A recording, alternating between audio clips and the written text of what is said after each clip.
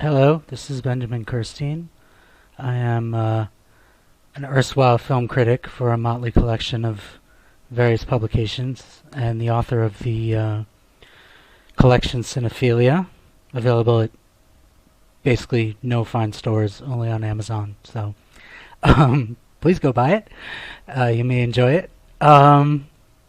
I've done a couple of these commentaries so far, these sort of indie commentaries, and haven't done one in a while. And a very nice person on YouTube asked me to do another one, so I figured I would just jump right in. And what I am going to do is the greatest movie ever made, or at least what I think is the greatest sound movie ever made, I will say. So I'm just going to give a brief introduction, and then I'll do a countdown for those of you who want to watch the film simultaneously with this. Obviously, for copyright reasons, I can't include the film itself with this video. I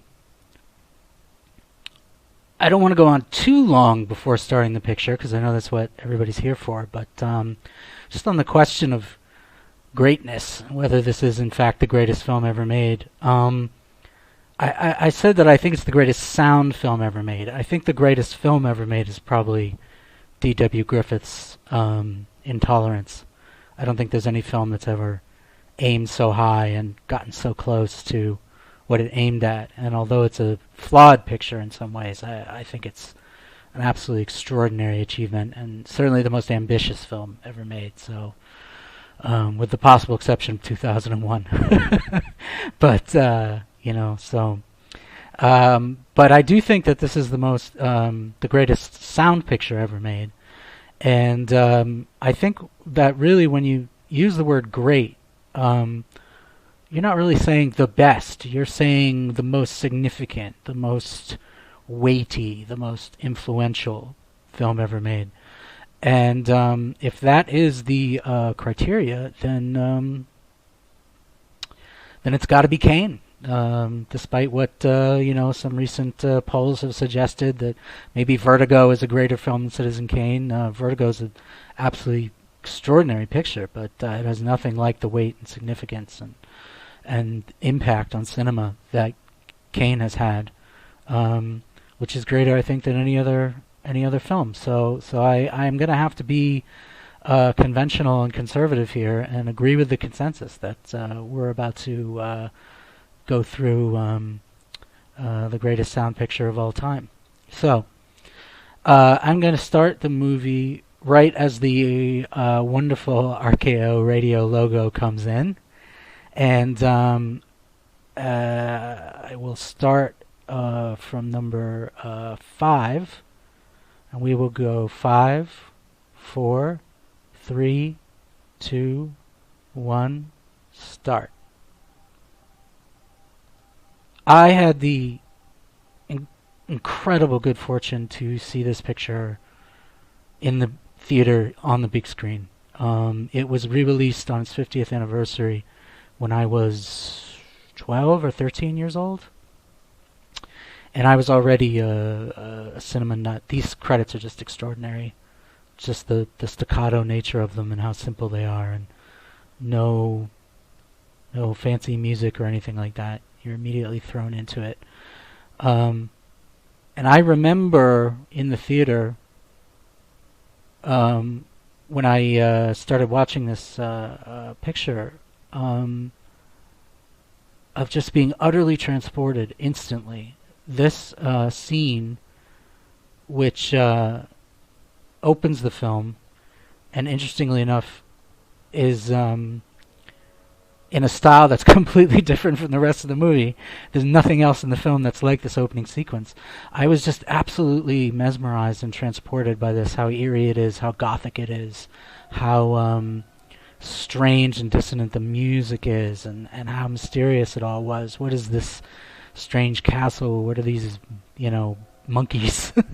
And this shot here of the boats in this sort of misty, empty pool, all of this just immediately picked me up, and I was gone. And for the whole rest of the movie, I was with it 100% all the way through.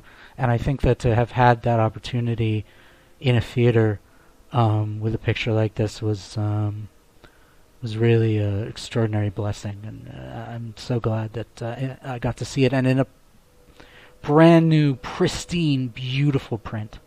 It was really, it was wonderful. And now we close in here, still being very strange and expressionistic. The music cue here, yeah, that's not a kind of music cue you would hear in films of this time. They were not that aggressive. Music was tended to be much more illustrative instead of being a dead-on impact. And I remember this in particular just absolutely floored me. Rosebud. Yep, they ran that through an echo chamber about 10 times to get that effect. And then here, the smash, and then this distorted image of the nurse coming in, done in 3 very, very fast cuts, much faster than films tended to cut at this time. And of course, right here, I mean, Wells has you in his pocket, because you're just thinking, what is this place? Who is this man? Wait a minute, is this guy Kane? Is he dead? Like, right at the beginning of the movie? You know, and he's raised all these questions in your mind, and set up this mystery of who and what this man is. And then, bam, right in your face. And you're into a totally different style. Wells is now making a completely separate picture. This kind of pseudo-documentary. Which is both an extraordinary technical achievement and very, very funny. This is a parody of the March of Time newsreels that were common in the late 1930s, early 1940s when this film was made. It is an absolutely dead-on. These, I think, are actually shots of Xanadu, of William Randolph Hearst's estate in San Francisco. This is not. This is an effects shot. But I think that a couple of those shots were of San Simeon, which was Hearst's palatial estate in California. And, of course, Hearst is the man who... It's a bit unfair to say the film is based on Hearst, but certainly there's an enormous amount of Hearst's life that is used in the film, and Hearst knew that damn well, and did everything within his power to crush this movie and prevent it from being seen, with partial success on its initial release, and obviously total failure in the long term. But the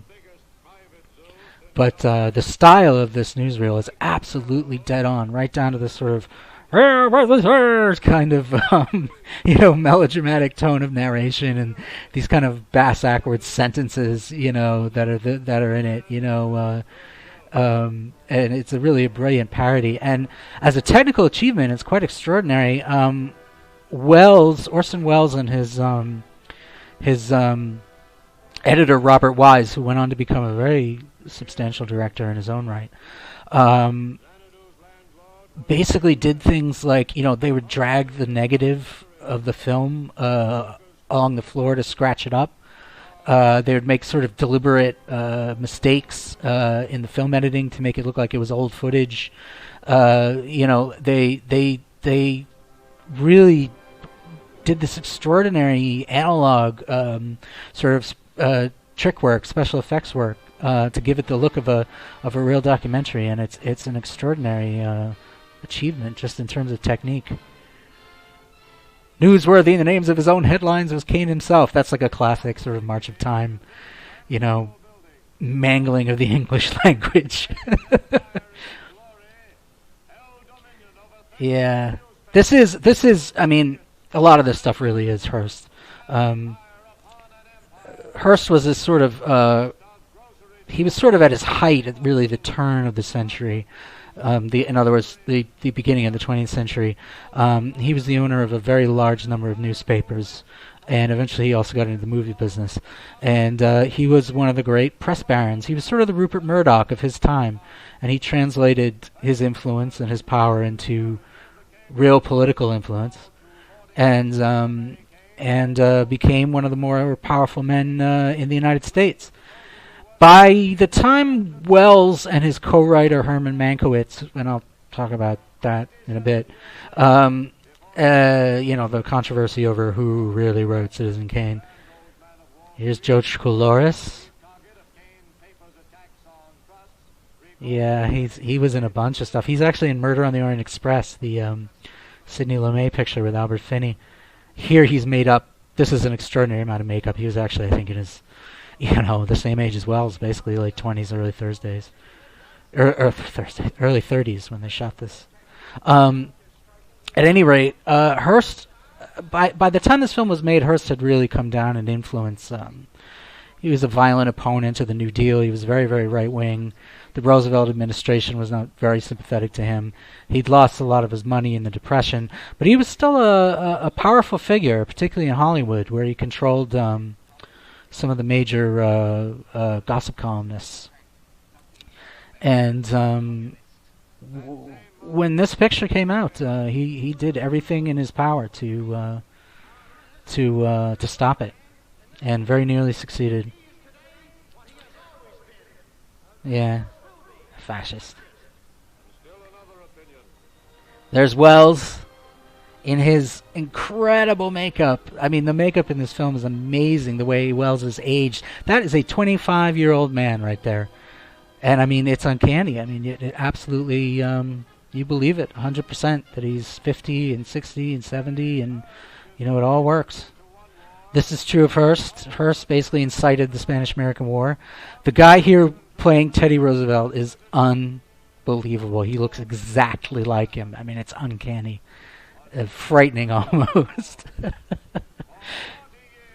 And all of this is very quick editing and stuff. This all gives you a real epic feeling of the film. This film was made...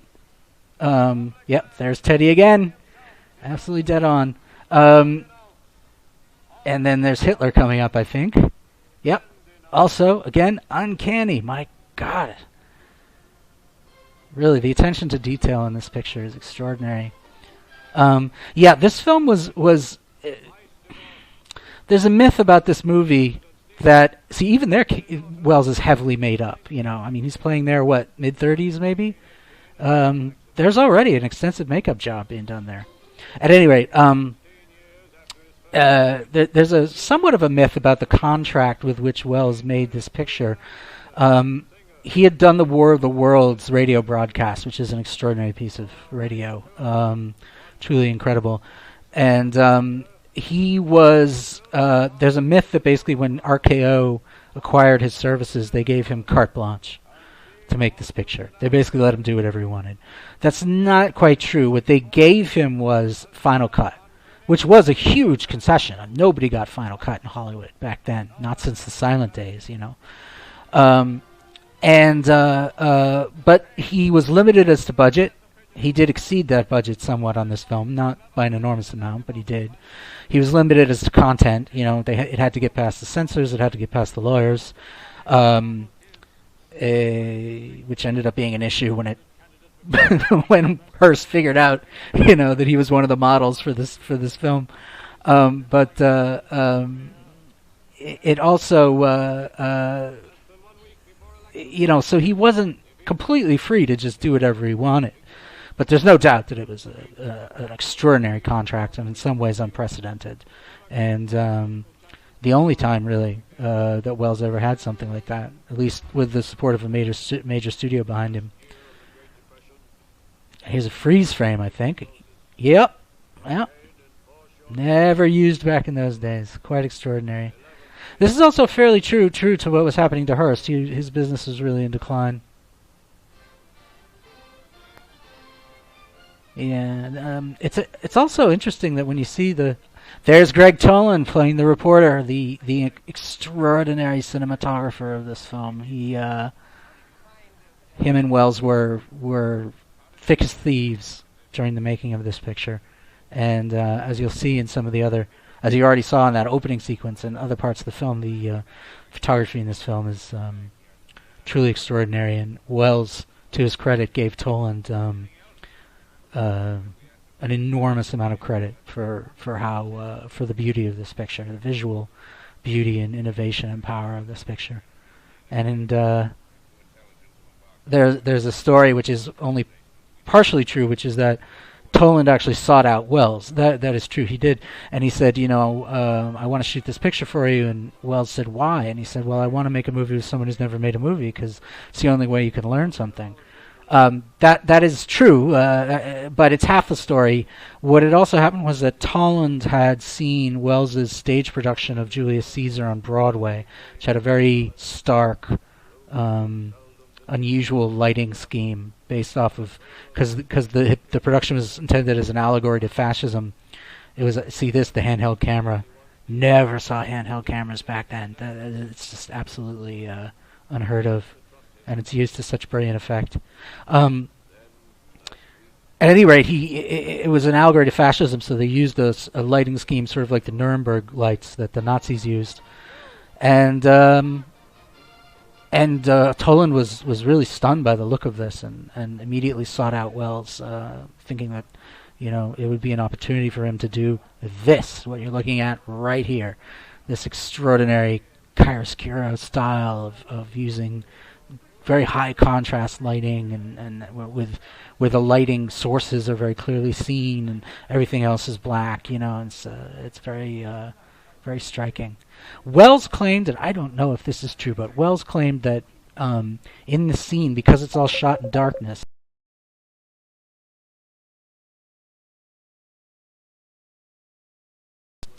because it's in darkness, they basically seeded the room with other actors in the film, and I think you kind of can see Joseph Cotten in the background once or twice.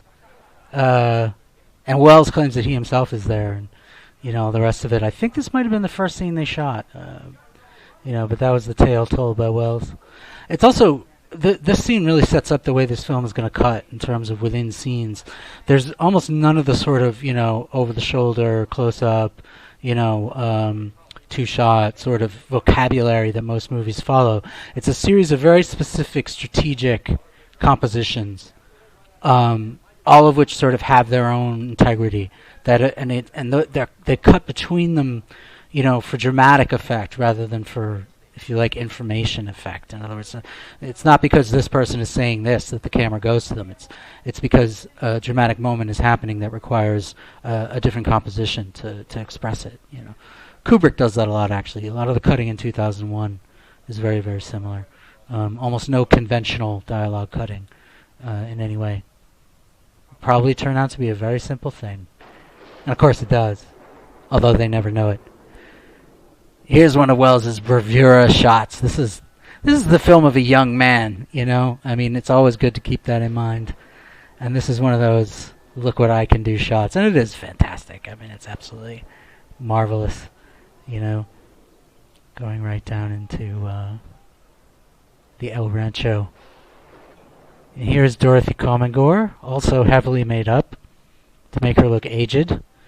She gives an extraordinary performance in this picture, and it's pretty much her only really major performance in cinema, unfortunately. She was a discovery of Charlie Chaplin's, but apparently never used in any movie. And Wells sort of snapped her up, and how precisely that occurred and stuff, I don't know, but he clearly saw something in her, that was that he knew would work for this picture. She's based not. This is probably the most controversial aspect of the picture in some ways, which is that she plays the role of Hearst's mistress, who was a woman named Marion Davies, who is an actress and a movie star in the silent days, and as Wells himself admitted, the way that they portray the character of Susan Alexander in this film is sort of in the the geographical role of Marion Davies, but is nothing like the real Marion Davies, who apparently was a wonderful, talented, intelligent young woman, and Wells actually did feel bad about that. Later on, he sort of said, "We really it was unfair what we did to her. And he also said that was really in some ways Hearst's gripe with the picture. He used the word Hearst's gripe, because it was what had been done to Marion, was what the character Susan Alexander basically was seen by Hearst as a slander of, of the woman he loved, and that Hearst could have taken it, if it had been just against him, but the fact they went after Marion was what broke the camel's back. I don't know if that's exactly true. I think Hearst was a fairly vindictive guy, not a particularly nice person. I think he would have gone after the film no matter what, but, because obviously Charles Foster Kane is not a particularly flattering character. This is another one of these classic shots of the reporter all in black, as he remains throughout most of the picture. You never actually, I think, see his face, which is obviously something of a conceit, but it works brilliantly. People say he's an audience surrogate. I don't quite get that. I think he's the sort of mysterious seeker. He's as much a character as anyone else. This I think is a special effects shot. Actually, most of the statue is an optical effect, and then just the pedestal, I think, is real. This is a very funny scene with this really severe woman giving him some trouble. I remember laughing at this when I saw this in the theater. It's a very funny movie at certain points. People, its reputation is so portentous that people forget that it's a highly entertaining picture at certain points and has a wonderful sense of humor. Here is one of Toland's masterpieces. Look at that. That light streaming down into this enormous space. It's just incredible. This is as Citizen Kane gets right here. Yeah. Regarding that earlier shot, people don't realize this in many ways is a special effects film. There's an enormous number of opticals and practical effects, forced perspectives, split screens, editing tricks and stuff like that go into making this film seem much bigger than it really was. Like I said, this was a medium budget film. This was not a big budget epic. And yet it has a massive sense to it, a feeling of enormity in many ways because of the special effects work. Wells, they used to call them trick shots back then, which I think is a much better word. I mean, special effects sounds so sterile, but Wells said, the whole movie was a trick. It was all trick shots and stuff like that, models and matte paintings and, combining things in the optical printer and stuff like that. That cue again, that when the snowball hits and then silence, that's also very unusual use of music. I think this entire scene is played out in one shot. It's one of Wells's classic one-shot scenes, one-take scenes. But what I love about it is it's not ostentatious. It's not like some directors today will do these massively long takes, and it's clearly a show-offy thing. It's like, look at how cool I can be, doing a 10-minute take or whatever. This is a good 2-3 minutes worth of film here where I don't think there's a single cut. I may be wrong, but I don't think so. And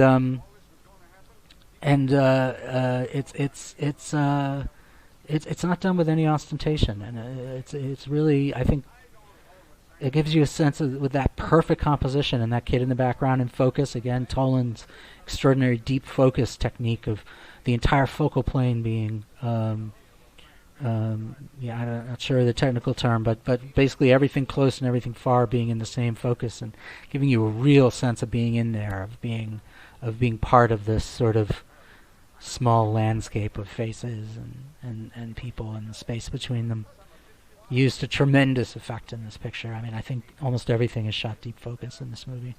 John Ford also used it a lot. He used it especially in The Long Voyage Home, that Greg Toland also shot, and I think it was Toland's warm-up for Citizen Kane. Basically, everything Toland started in A Long Voyage Home, he perfected in this picture. Agnes Moorehead plays the mother, and she has one of the most heartbreaking line readings in cinema history, coming up in a second. Yeah, and she, right there. Oh, it's heartbreaking. She's going to send the kid away for his own good. And just the way she says that name, there's something so, there's such sort of pathos in it, and sadness, but also resolution, that And to be able to do that in one line one word is a great tribute to Agnes Moorehead's extraordinary talent. She has a much bigger role in The Magnificent Ambersons, which was Wells's next film and was badly truncated by the studio, and to which I also have a commentary. She's quite extraordinary in Ambersons, but you really get a sense of why here. And this scene ends with one of the few close-ups in this picture. Citizen Kane is often sort of referred to as a film without close-ups. There's actually an interesting... There are close-ups, and they're used in an interesting way. They're usually used at the end of a scene rather than in the middle of it, which is quite interesting. And they're usually kind of bookend or a sort of, period, a full stop at the end of a passage, if you like, And this scene ends with one. And you can sort of see, again, this extraordinary... Wells's eye was just amazing. This composition with these four figures, all sort of bunched together in the frame with the Academy ratio, which I think is in some ways sad that that's been lost. This kind of square aspect ratio that basically nobody uses anymore. And of course, the MacGuffin is right there. I figure if you're listening to this commentary, you've already seen this movie. So spoiler: Rosebud is the sled, and there it is right there. Yeah, here's the close-up of both her and him. That kid's expression is great. It's just like, fuck you, old man. And there it is. And of course, very strategically shot so as not to reveal the name. But that's the trick that's going to show up at the end of the picture. And here we cross 20 years in one cut.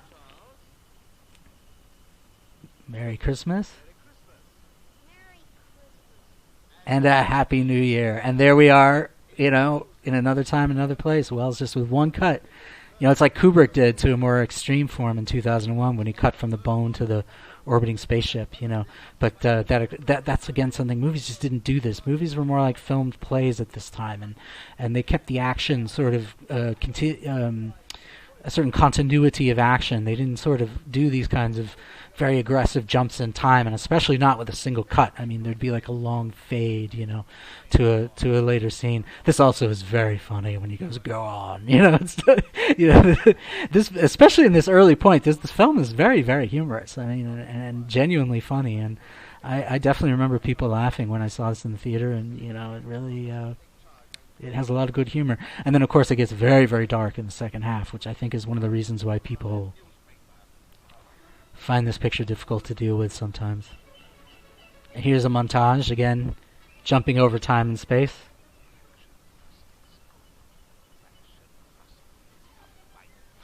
And we're about to see Wells as he was back then.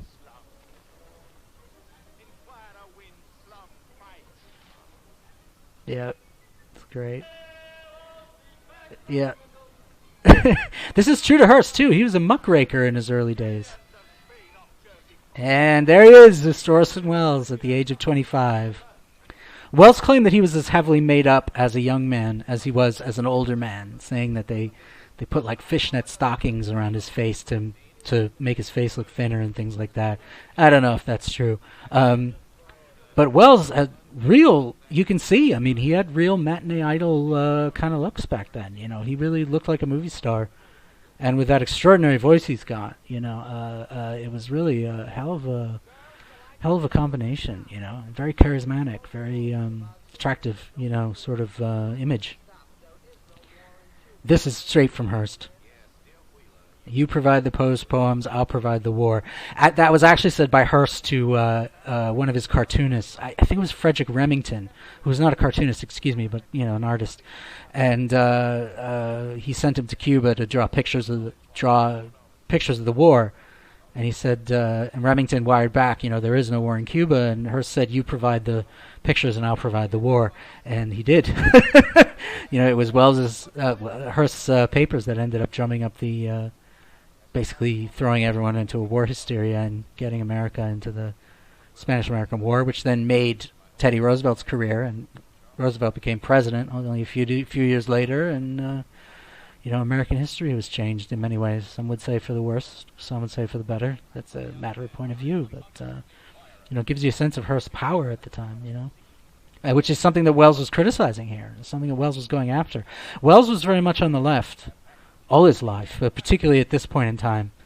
And a man like Hearst, who he saw as a warmonger and as a right-winger and an opponent of the New Deal and stuff like that, was someone that Wells very much would have despised. And this is in a lot of ways a critique of not so much Hearst, but what Hearst represented, this kind of avaricious capitalism and unbridled, unelected power and stuff like that. Which brings me, I have to say, I think this film, this film renews itself and reinvents itself for every era in which it's seen.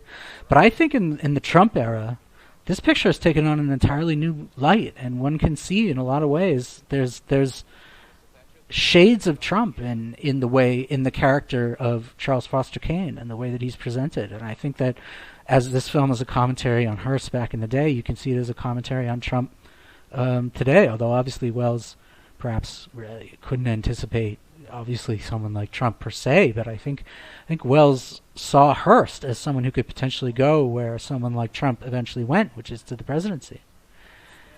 So I think that there's a lot in this movie that can be seen anew in light of the Trump phenomenon. And the film is a very powerful critique of the kind of thing that Trump is and the kind of forces that put him in power. This is another classic deep focus shot where you think the windows are much closer to them than they actually are, and when Wells walks over, you realize that they're actually quite far away, and they're also huge. You don't realize quite the immensity of the space that they're working in. And this again is held. I also love some of the dialogue in this. And this again is all, I think, one shot, and he's just got this beautiful, composition, and he just holds it. Yeah, again, Wells's makeup is so extraordinary. I mean, he really does look like a 60-year-old man there. And of course you just saw him as he looked at that time, which was, a very young, good-looking, sort of vital, fresh-faced 25-year-old, and here he is, a kind of decaying old man, not quite old yet, but certainly. I love this line. Never made a single investment, just used his money, and Wells goes, to buy things. Yep, to buy things. And that's what it's, Wells did say, actually, and I don't know if this is really true, but he told a British interviewer years later that he did make the film as what the British call a social document, as a critique of the acquisitive society. I doubt very much that it was that didactically thought out when he was actually making the film. But I mean, the film is that in a lot of ways, and particularly later on when you see how Kane is obsessed with collecting things, which again was taken from Hearst. Just acquiring things and just putting them in boxes, never even opening them, just the fact of owning them, in that sense, it is a very strong critique of, I suppose consumer capitalism, I suppose, would be today's buzzword. And of course, who's the king of consumer capitalism if not Donald Trump? So there you are. And he realizes time's run out and the old lady's going to come in. I love his lines here. You're not Rosebud, are you? It's so great. I think William Allen was one of the last survivors of the principal cast, except for Ruth Warwick, who shows up later as Kane's wife. But Allen lived, I think, well into the 1990s. He plays the reporter. This is just such a wonderful scene. This wonderful Everett Sloane, a mainstay of Wells's Mercury Company. Here again, made up beautifully to look many, many years older than he was. Playing Bernstein, the one man who stayed loyal to Kane throughout his entire life. And the dialogue in this is just marvelous. Almost all of it, Wells himself has said, almost all of it written by Herman Mankiewicz, his co-screenwriter. And this speech, I love this speech about the girl with the parasol. Something that Mankiewicz apparently took from something that happened to him in real life.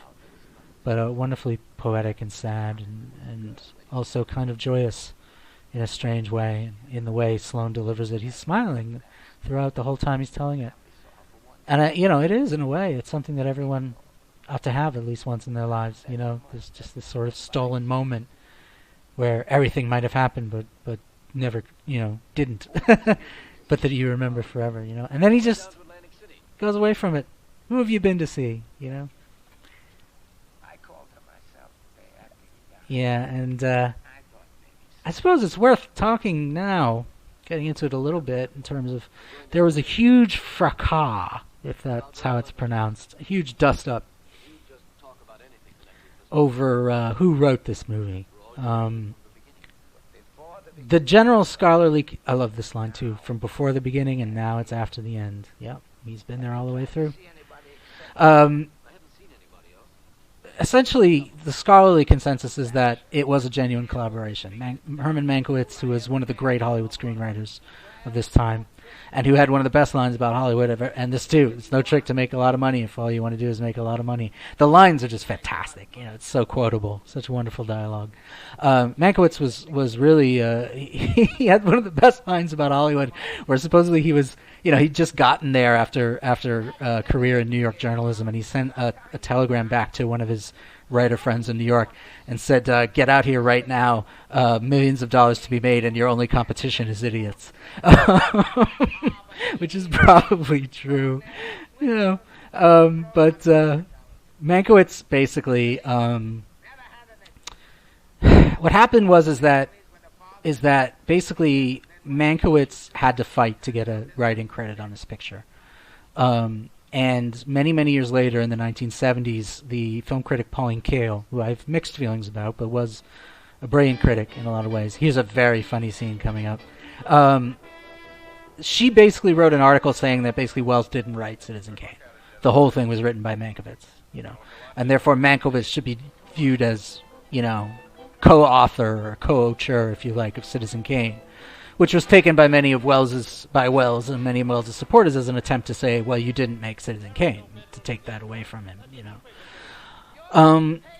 What really happened, basically, is that Mankiewicz was hired more as a script doctor, because Wells had this idea of making a film about... Erskine Stanford is about to come up in one of the funniest scenes in this movie. Wells had this idea of seeing a sort of big historical figure from various points of view in almost a Rashomon kind of way. And he yes, it's great. Erskine Stanford is just so funny. This blubbering buffoon. And it's also great with the overlap dialogue, which was, again, something you never saw in movies at this time. The dialogue was always very carefully parsed out and clear, who was saying it and all the rest of it. Here they're going back and forth with it. It's just marvelous. There was great laughter in the theater when I first saw this. Anyway, Wells had this kind of Rashomon idea about seeing a great personage from different points of view, in which he would appear to be different according to each point of view. And Wells had tried to get a couple of projects off the ground by this time with RKO, and he tried particularly a version of Heart of Darkness that never happened for budgetary reasons, unfortunately, because it probably would have been quite something. But at any rate, not to digress too much, basically Mankiewicz was hired as sort of a script doctor to develop this idea of Wells, and he wrote something like a 350-page screenplay, which was 3 times as long as it ought to have been. And then Wells sort of took that and rewrote it and cut it immensely. And added his own scenes and stuff like that, and then I think it went back to Mankiewicz and back to Wells, and it was sort of, it was a genuine, I think, it was genuinely co-written, and then Wells obviously took it and gave it this extraordinary visual and sonic aplomb with the help of Toland, So I think, it's fair to say that Orson Welles made Citizen Kane. But it became a scandal at the time, because what happened was that Mankiewicz had signed a contract saying he would not get credit. And I think at a certain point, and this is, I'm very sympathetic to him on this point, he realized that he might have participated in making a really, really great movie. It's something truly extraordinary. And he wanted his name on it. And I think he had every right to believe that, and every right to have his name on it. And it became a big fight, because a lot of the hype around Wells was that he would write, direct, and star and produce in his first picture, and and that the and that if he was seen to have a co-writer, that this could detract from the hype, you know. And I'm sure there was also ego involved. I don't think anyone would say that Orson Welles was not an egomaniac on many levels. And so it became a fight, and eventually Mankiewicz just made such a stink about it and threatened legal action and things like that. And he got his friend Ben Hecht, another extraordinary screenwriter, to sort of raise hell with the rest of the Hollywood community. And Welles ultimately did give him credit, and actually he gets first credit on the screenplay credits, as by Herman Mankiewicz and Orson Welles, as I think he absolutely deserved. And you know, he was right to make us think about it. But I don't think Welles tried to steal credit, let's say, from Mankiewicz for no good reason. I think, you know, he was concerned with his image, and RKO was concerned with the hype, and there were issues with the contract, that what if he had a co-writer, did this invalidate his parts of his contract? You know, and it was a clash also of egos and the desire for ownership of parts of the aspects of the picture and things, you know. And it's unfortunate for all involved, but I do think in the end everything was arbitrated fairly. I think Mankiewicz got the credit. This, again, match shot combined with the live action in the corner. Brilliantly done. Brilliantly done, these trick shots. Here's the famous Declaration of Principles, which Mr. Kane has no intention whatsoever of honoring.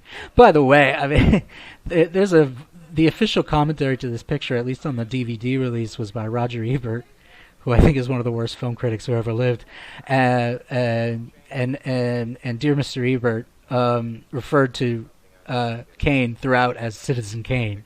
He's like, and now we see Citizen Kane writing out his Declaration of Principles, and Citizen Kane turns around and touches the lamp, and it's like, it's like you'd think the man's first name was Citizen. It was absolutely ridiculous. Anyway, I'm sorry, I just had to get in that dig. It's bitter and cruel, I know, but you know, sometimes things need to be said. And I think this contrast between youthful idealism and then aged corruption that Welles is making was somewhat taken from Hearst. Hearst did start out as a progressive and a muckraker, and he went after corrupt politicians and corrupt businesses, and you know, fought for the quote unquote little guy and you know, better conditions for workers and all these kinds of things, and used his newspapers to effect some great social good and social change. And then as he grew richer and more isolated and more, you know, acquisitive and all the rest of it, and higher and taxed to a higher degree, especially once Franklin Roosevelt, you know, the Depression hit, Franklin Roosevelt came in, he became very, very right-wing. And I think Welles and Mankiewicz, I think, sought to portray that in this picture.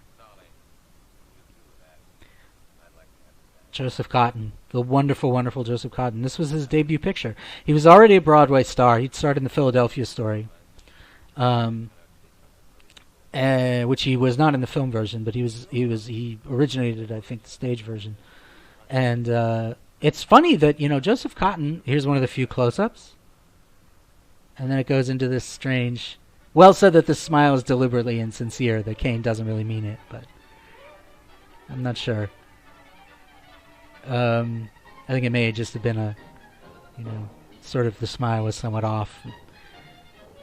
There's a very famous publicity still of Welles standing as Kane, standing on that pile of papers, you know, and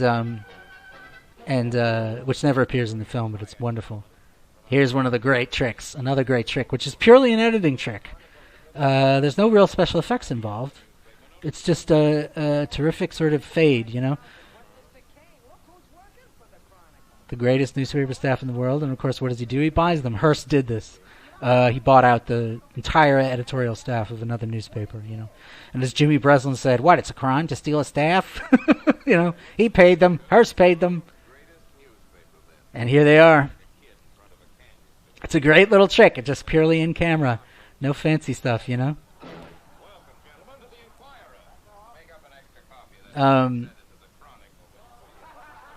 Yeah, so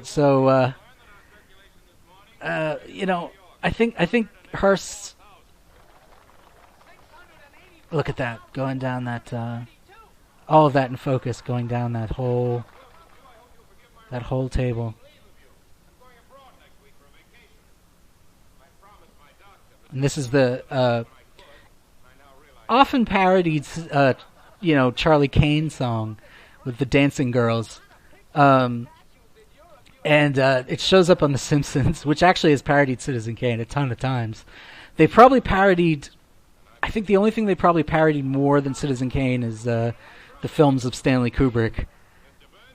This is, again, very funny. You don't expect me to keep any of those promises, do you? It's all very humorous stuff, and you really have a great sense of the camaraderie of these guys and how excited they are to be in this sort of rollicking, almost Wild West kind of realm of newspaper, being newspaper men, The ceilings here. Wells once said to Peter Bogdanovich, "Please don't tell me that I invented ceilings in the movies." But it was unusual to have ceilings in on film sets because the lights would go on top, so everything would be shot sort of eye level in order to conceal the lights that were on top. And in this film, they stuck the lights mostly on the bottom and to the sides, and they put a kind of cloth covering over the sets in order to simulate there being ceilings there, which does give you a real feeling of being in these interiors, a real feeling of being there in a way that you don't with sort of the other films of the classic Hollywood Golden Age, There was an alternative version of this scene shot in what apparently was very obviously a brothel. And it did not get past the censors. Why they thought it would, I have no idea, but it was shot, and still photographs of it exist. None of the film footage exists.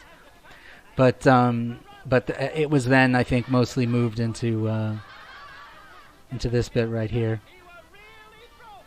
It is a fun song. I mean, it really is. It's a great little sequence. Wells apparently had a fetish for dancing girls, which may show here. He does shoot them with a great deal of enthusiasm. Again, one of the few close-ups. See sort of Joseph Cotton's ambivalence there. Yeah, see the legs. Wells always said that he was just obsessed with dancers' legs, ballerinas and chorus girls and stuff like that, and he does take great care to show their legs here. And here's the first moment of melancholy. Wells often does this. He'll drive things up to height and then start to bring you down in a very ominous way. Couldn't get away with this now. Sexual harassment. But,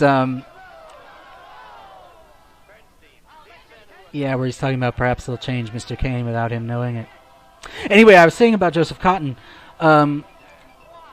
it's funny that he's sort of one of the lesser-known actors of the golden age of Hollywood, and yet he's in 3, at least, of the greatest movies ever made, which is Citizen Kane, Magnificent Ambersons, and The Third Man. 4, and Shadow of a Doubt. So he's in 4 of the greatest movies ever made.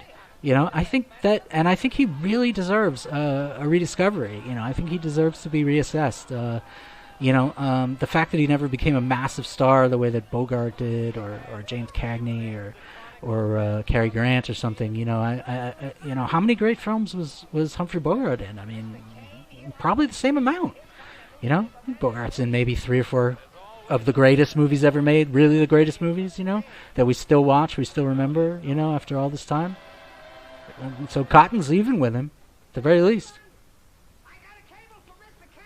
I remember a strong feeling here of the ominous. I don't know why, but it's, after Cotton's line of dialogue back there, and then, this thing of him being absent and stuff like that. There's this.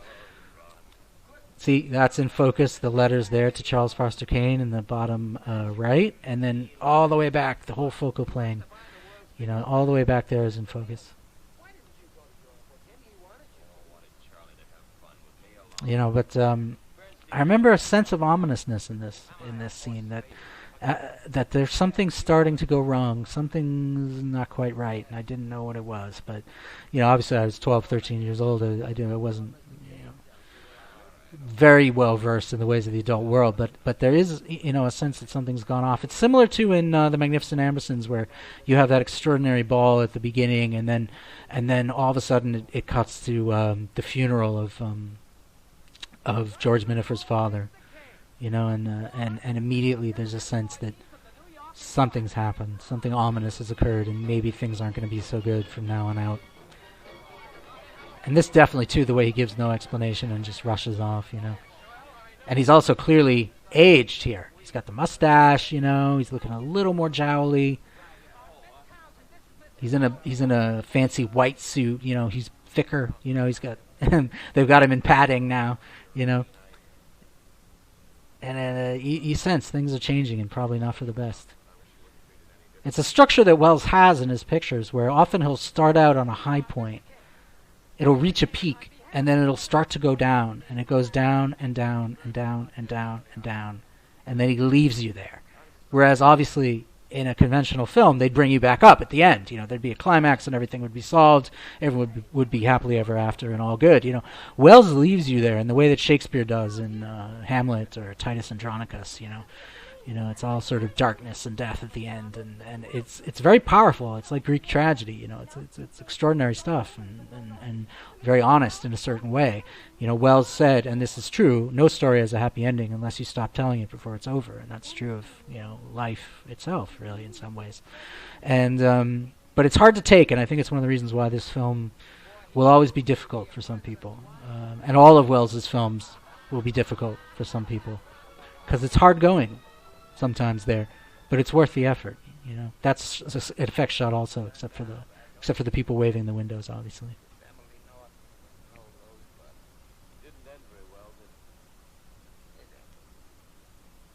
And I love how it's night now, and there's the lights outside, and there's still the rain on the windows. Sort of, great atmosphere, great sense of place and time. Maybe it was something he lost.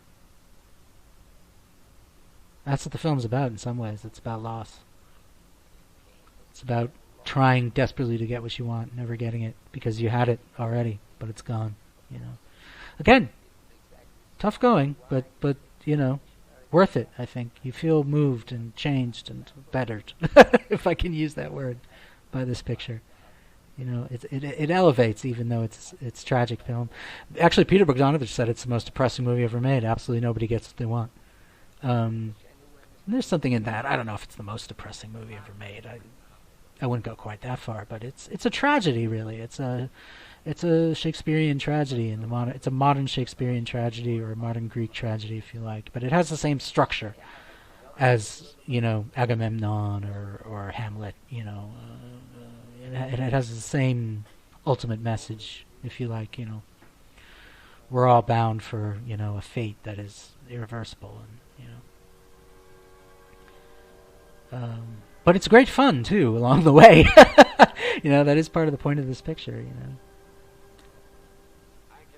Here's Joseph Cotten in his old age makeup again. Wonderful, wonderful makeup. I think the makeup was done by the guy who did Boris Karloff's makeup for Frankenstein. I'm not certain of that, but I think it was.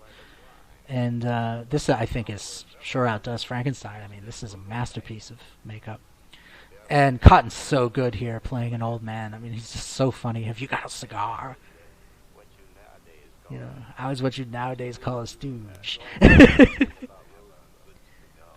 I love it. Have you got a cigar? It's just marvelous. Exactly what an old man would do. I mean, it's so brilliantly written, I mean, whoever wrote this, Mankiewicz or Wells or both, I don't know, but, well done, gentlemen. It's brilliantly done. I think this might be a trick shot, too, but I'm not exactly sure. I think that those figures in the back may be a projection. I think I remember reading that somewhere, that he's actually in front of, like, a rear projection screen. But I'm not sure about that. I don't remember. But I feel like I read it somewhere. It doesn't really matter. It's a funny thing in black and white. Wells said this actually several times. You can get away with special effects in black and white in a way you can't in color, which I think was true up until the advent of CGI, computer special effects. For some reason in black and white it works. I'm not sure why. Maybe it's because you can never quite match the color when you're optically combining images. You can never quite match the color between the two separate images, and so something always looks slightly off, and you can see matte lines in color the way you can't in black and white. But it's true. I mean, you look at, for example, King Kong. The special effects don't really hold up per se, but it retains its effectiveness. Whereas if you watch the remake of King Kong, which is in color, I mean, it just nothing works at all. So it's really true. Black and white is the filmmaker's friend. Things work in black and white that don't work in color. Deep focus works in black and white in a way it doesn't work in color. You don't notice it as much in color. It doesn't hit you the way it does in black and white. Peter Bogdanovich said while they were making the Last Picture show, he said, "I want that." This is a very famous scene, obviously the dining room montage. He said to Wells, "I want to get that look, that deep focus look that you and Ford had." And Wells said, "You'll never get it in color." And he said, "Well, but if we do this, this, and this," and Wells was like, "You'll never get it in color. Do it in black and white." And he said, "Well, I don't know if they'll let me." And Wells said, "Have you asked?" So he went and asked, and they said yes. And the Last Picture Show is obviously an extraordinary film. That's the most depressing movie ever made, though. I mean, if you want the most depressing movie ever made, The Last Picture Show is definitely one of them. But it's also the last film made in that classic style, that deep focus style. This was all shot in one day, with all the makeup changes and costume changes and set changes and everything. I believe this was all shot in one day. And this was something totally new. I mean, no one had ever done a sequence like this before in sound films. Crossing time and essentially portraying the disintegration of an entire marriage in about a minute. I mean, a minute or two, and you know everything you need to know about these two people, about their relationship, why the relationship didn't work, and why it finally fell apart. You get all of that in a matter of seconds, just by some really good dialogue, two really good actresses, and some really cool editing. And of tackling it in a way that no one had tackled it before. In sound movies, and that's what we love about this movie, isn't it? Is that it does stuff like that seems so simple and are so simple and are so effective, and yet no one had ever bothered to think of it before. Because everyone was just sort of following the rote factory way of making pictures, and Wells, I don't think it was even because he was young and new. Yeah, people will think what I tell them to think. I think that was a Hearst line. I'm not sure, but it could have been said by Hearst. He would have said something like that. Because they were doing it in a sort of rote factory way. They sort of knew how things were supposed to be done. And Wells, it's not just because he was young and had never made a film before. He was as innovative on Broadway as he was when he came to make films. He was just that kind of mind. He wanted to do things differently. He was bored by the way things were usually done. He just wasn't interested, I think, and he wanted to figure out something that interested and excited him, and hoped that would interest and excite other people. And they certainly have. I mean, this is the film that they say this is the film that launched 1,000 directorial careers. The number of great filmmakers who will say Citizen Kane is either my favorite movie or it's the film that wanted me to make movies is endless. It's everyone from Francois Truffaut to William Friedkin to Steven Spielberg to, nobody who came afterwards was not influenced by this picture. Whether it's in terms of the look, the deep focus, whether it's in terms of its non-linear style, the flashback style, whether it's in terms of the editing or the sound, various innovations made on that realm. Nobody escapes this picture. Nobody. Certainly nobody who works in film. I don't care who you are. This is a wonderful little sequence, and it's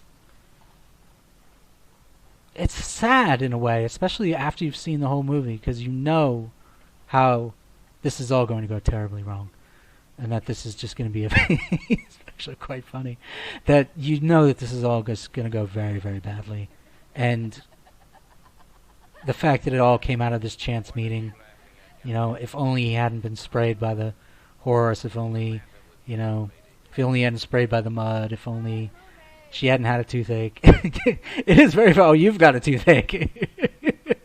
If only this hadn't happened, maybe things would have turned out better for both of them, because she's as hurt by the relationship as he is, if not more so. I mean, she's really the victim in the relationship that develops here, and you sort of feel like this chance meeting, like the chance moment that Bernstein recounts earlier in the film. You feel like maybe they could have avoided it, if it hadn't been for fate, or if you want to call it that. And there's a heartbreaking line that Wells says later on, which is about a sentimental journey that he takes. I'll get to it when it comes. And here you do sense that something's going on. He's after her. Wells does not deal with sex in his movies at all until very, very late in his career. I'm not sure there's even a straight up kiss in a whole host of his pictures. And if they are, they're done very discreetly, He was a very prudish man, apparently, at least not in his life. He was a notorious womanizer, but on film, in his work, he was apparently a very prudish guy. And it was only when he, in his old age, when he acquired, him and Oya Kodar got together, and she was a much younger woman, much more radical sort of artist for her time, and she said that she brought the eroticism into his work, which I think is true. And yes, certainly in his later movies you see and to be honest with you, when Wells does the erotic, he does it better than anybody else. I mean, there's moments in The Other Side of the Wind that are sexy as hell. I mean, really quite extraordinary. The scene in the car in particular is just, I mean, you need a shower afterwards. But in these earlier films, he never kisses her in this picture. It was just a different time in his life, I suppose. He's so heartbreaking here because it's clear that he so wants to be liked, he wants to be liked by this person who doesn't know who he is and doesn't want anything from him, I guess we're both lonely. I mean, his dialogue here is really touching. This part here I find so moving. I was on a sentimental journey, I was on my way to the Western Manhattan warehouse. Yeah. In search of my youth. And I always felt, even when I first saw this movie, like if he had gone to that warehouse, if he'd gotten there instead of being waylaid by her, and he'd found Rosebud, maybe he would have found something that he needed, and the rest of his life wouldn't have gone as wrong as it did. And I think it's very, very moving, this moment here, How old did you say? And I think it goes to the core of one of the things that makes this film so extraordinary is how incredibly complex a character Kane is and how brilliantly Wells plays him. The Rashomon idea that Wells had, as Wells said that basically the Rashomon idea was me and the Rosebud idea was Mankiewicz's. And he said that the Rashomon idea was considerably weakened, and basically it became that he was an ambivalent person rather than completely different. In other words, according to various points of view. And whereas the Rosebud thing stayed because it was the only way to get out of the picture, which I think is a little unfair, But Wells always sort of tried to downplay the Rosebud twist, saying he said it was like dollar book Freud was how he described it. Maybe because it was Mankiewicz's contribution, I don't know, but he also said it works, so I shouldn't complain, which is very true. It does work. And it's, if anyone remembers anything from this picture, it's always Rosebud. The Rosebud's the sled. At any rate, but Kane in this film is both very lovable, very admirable, and very contemptible and very despicable all at once. And I'm not sure there's ever been a more ambivalent and complex character ever put on the screen. I mean, he's as inscrutable as Rosebud is inscrutable, But he's also, I think, at certain points, it's impossible to be sympathetic to him, and at other points, it's impossible not to be deeply sympathetic to him. And actually, yeah, this is an extraordinary moment right here. And this, I think really does, in light of Trump, take on a whole new sort of meaning with this extraordinary cut here. upon this campaign with one purpose only. See, this to me, this huge picture of himself in the back, and if you listen to what Kane is saying here, you know, it really does remind me of Trump in the sense that if you really think about it, it's pure demagoguery. This is all a special effects shot, by the way. They just had the stage, you know. The stadium is a matte painting. What he's saying is basically pure demagoguery. It's like, only I can fix it, as Trump said. I'm going to come in, I'm going to throw out all these useless bastards and these criminals, and that's all for you, the people I care about. I'm the only one who cares about you. I'm the only one who could solve your problems. And as you can tell from this giant poster of him behind, really, it's all narcissism. He just wants to be liked. He wants people, he needs that, you know, what psychiatrists call narcissistic supply, you know. But he is also, as Trump is, a brilliant demagogue. I mean, when I first saw this, I was fascinated by this guy. I was like, I want this guy to run for president, like, you know. So I think that, you know, in a way, if you like, Wells unknowingly predicted the Trump phenomenon, you know, decades and decades before it happened. You know, I think he really, this here. The decent, ordinary citizens know that, you know, that I have their interests at heart. You know what I mean? Of course he doesn't, you know. It's all for his own aggrandizement. What does he want? He wants the presidency. You know? He wants financial and political success, and he wants the world to love him, you know? Which is basically what, you know, again, that's Trump. He's Trump. I mean, obviously he's not. He's much more sympathetic than Trump, for one thing. He's much more complex than Trump. But I think it's amazing how this film just continually renews itself in every generation and continues to be relevant, and not just to be relevant, but to be relevant in new ways that we would never have anticipated beforehand. You know, it's the mark of a great work of art, I suppose. Certainly of a great film.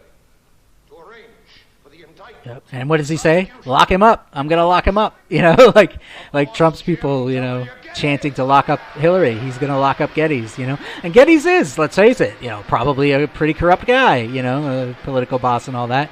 This is also again an optical effects shot, you know, seamless.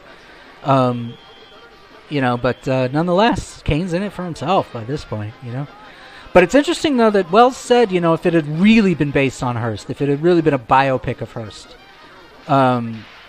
Kane would have been much less sympathetic. And you wouldn't have liked him at all, you know. Whereas in this film, it's more, I think ultimately you do feel sorry for him. You do feel sympathetic to him. Whereas that wouldn't have been possible with Hearst. And I think that's probably true. I think Hearst was a fairly nasty piece of work. Certainly in his later years he was, in my view.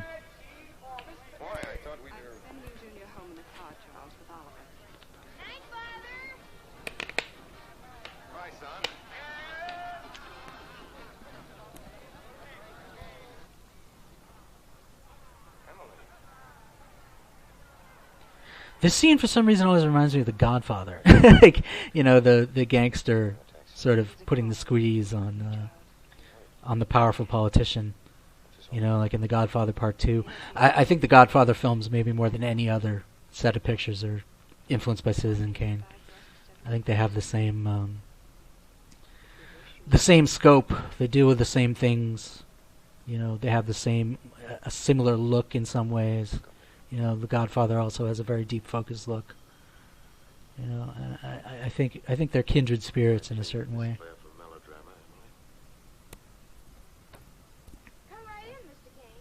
You may notice that this was a less politically correct era. All the servants in this picture are black, basically, almost all of them. You know, which actually that is fairly accurate for the time. Black people were kept in servile roles, and you know. In a strange way, today, to be politically correct, they probably wouldn't do it that way. Whereas, in a sense, this film is a more accurate depiction because they didn't even think about it. You know, the racism was offhand. Although Wells, I gotta say, was always an anti-racist and very much on the left and opposed to American segregation, stuff like that. So, this contains one of the greatest moments of Orson Welles' acting career. This is Roy Collins, the great Roy Collins, who plays a fantastic role in The Magnificent Ambersons also. This triangular composition here with She's the Only One Who's Lit, which is fantastic.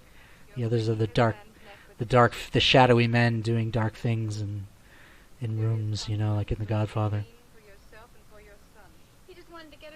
And of course, Kane will not admit that he's beaten.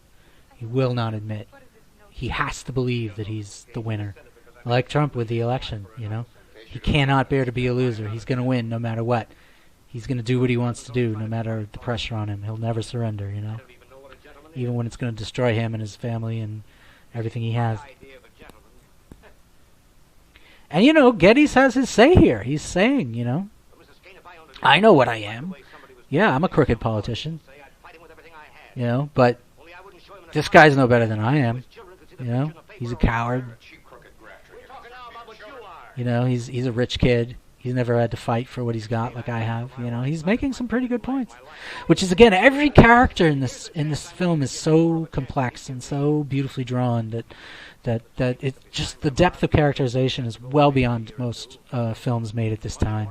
You know, you didn't see this kind of moral ambivalence in terms of the portrayal of human beings, really.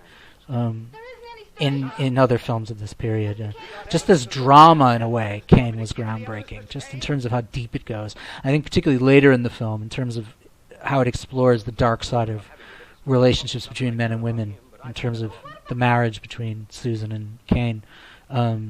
You know, it goes places that no other movie would go no other Hollywood movie would go for a very, very long time. What about me? Yeah, she's the little person. She's the one who doesn't matter. You know? It's awful. I mean, it's really a devastating scene all around. I mean, it's just, you know, everybody here is just completely going to be destroyed, basically. You know? And of course, everyone wants him to give in, and he won't, for his own selfish reasons, really. He should have given in, really. You know? She's saying she won't divorce him.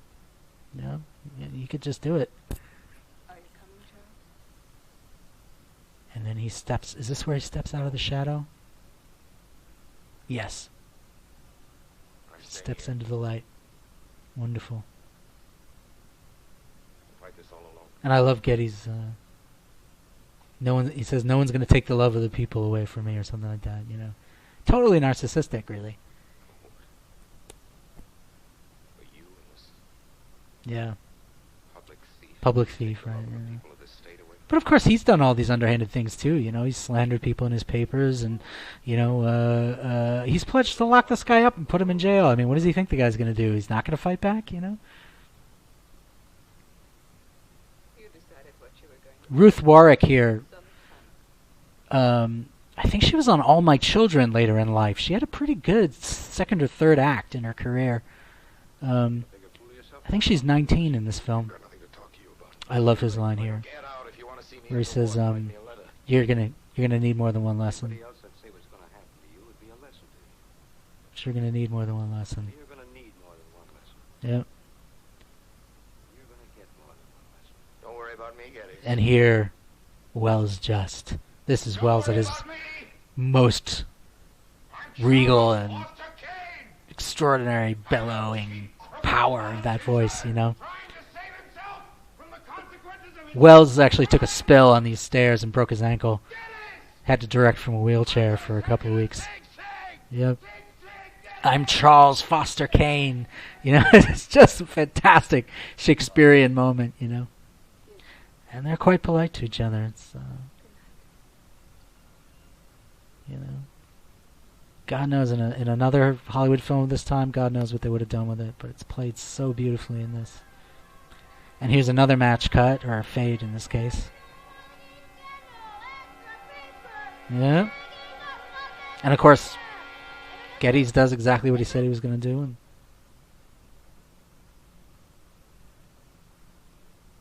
And we're coming in here into another extraordinary scene. Joseph Cotton's finest hour in this picture, in my opinion.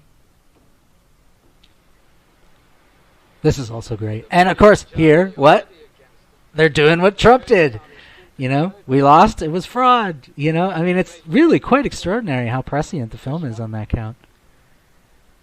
It is very funny. That one.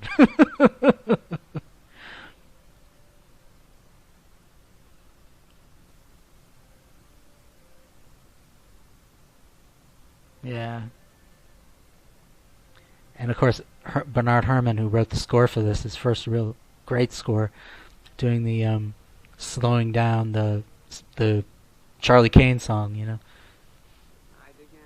Herrmann later became Alfred Hitchcock's sort of house composer, where he composed some extraordinary scores like Vertigo and Psycho. And but I think his score for Kane is his greatest. I think it's actually equaled by his Taxi Driver score, which was actually his last. He finished it, I think, a day before he died.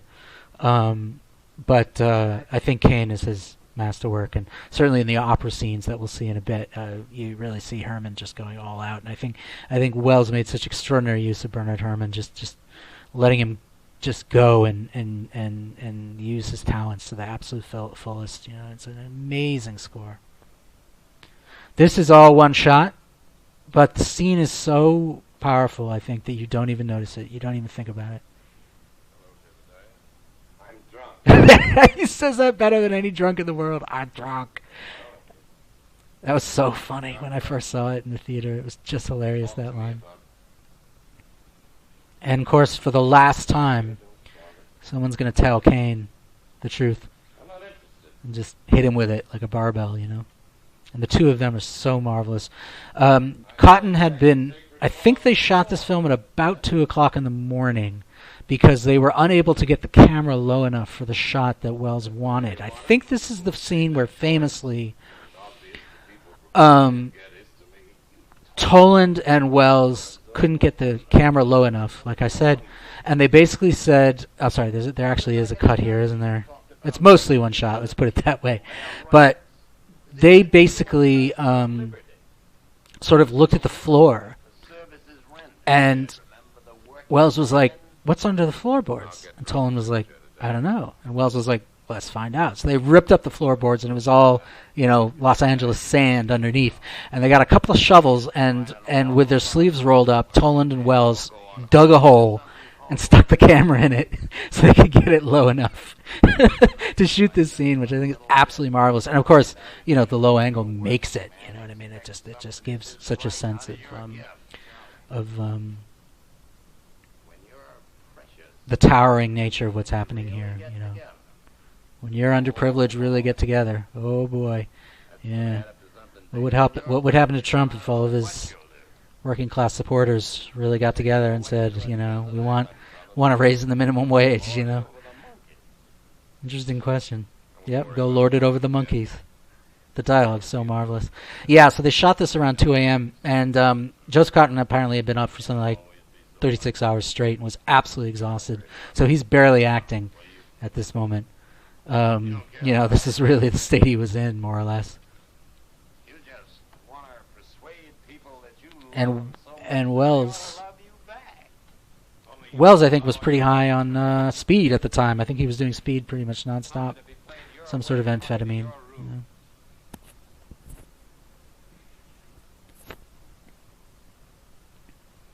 Love on your own terms. Yep.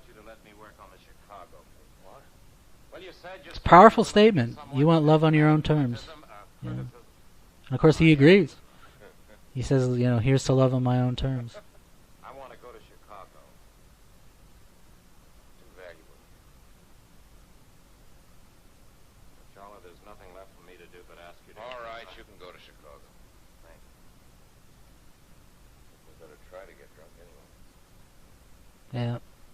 I warn you, Jedediah, you're not going to like it in Chicago. The wind comes He says, howling in off the lake, and gosh only knows if they ever heard a lot. Yeah, Cotton's sort of the conscience. But it's a tragic conscience, because Kane never listens to him. You know?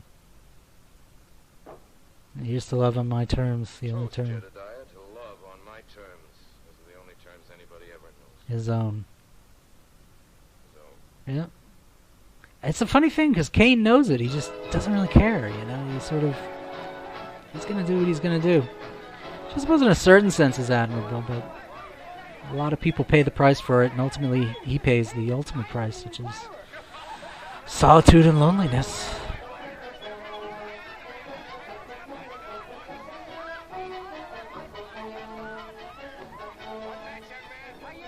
And of course, he's another one of the great joke cuts. There's a couple of cuts here that are like the punchlines to jokes, you know. Are you going to sing at the Metropolitan, Mrs. Kane? We certainly are. And then, he turns himself to basically making her into his project, and just sort of, turns him into like one of his newspapers, doing anything necessary. This is the choreography of this is just extraordinary. And there's the hilarious voice teacher who's gonna, down, and then people running in and out, and things raising in the background, and smoke, and the costumes. I mean, this is such classic Wells choreography. I mean, all of this must have been done so carefully and painstakingly. Must have been a nightmare to do.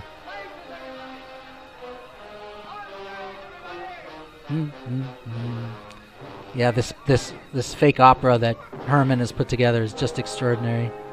It's such a wonderful sort of pastiche of these sort of grandiose, grand operas. The voice was dubbed by a singer that they found to deliberately sing out of her range. So the singing is bad quite deliberately. They use the professional singer who could sing badly by by singing outside of her actual range. This is obviously a hugely famous shot. It's actually a series of process shots going all the way up.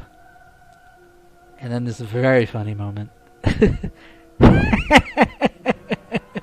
That was suggested by the prop guy, apparently. That's what Wells claimed, that moment was suggested by the prop man. That there was supposed to be like a line of dialogue there saying, wow, that was really bad. And instead he just came up with that little thing of holding his nose. And the social. How about the music notice? You got that in? Oh, yes, that's already made up. Mr. Miller wrote a swell review. Enthusiastic? You can see here that Bernstein, he knows this is corrupt, but he's willing to do it. He's the last loyal man,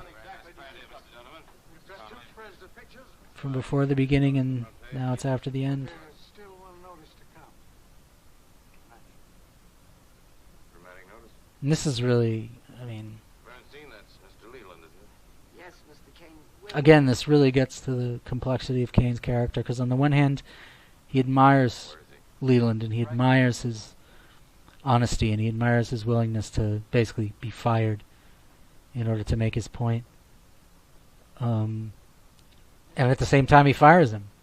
So it's like he ultimately, he's capable of more than just being a kind of raw assertion of power. But in the end, that's all he wants. Mr. Leland and Mr. Kane, And there's a jump in time here too. they've spoken together for years. They haven't spoken in years. That's so much time has passed. You don't suppose nothing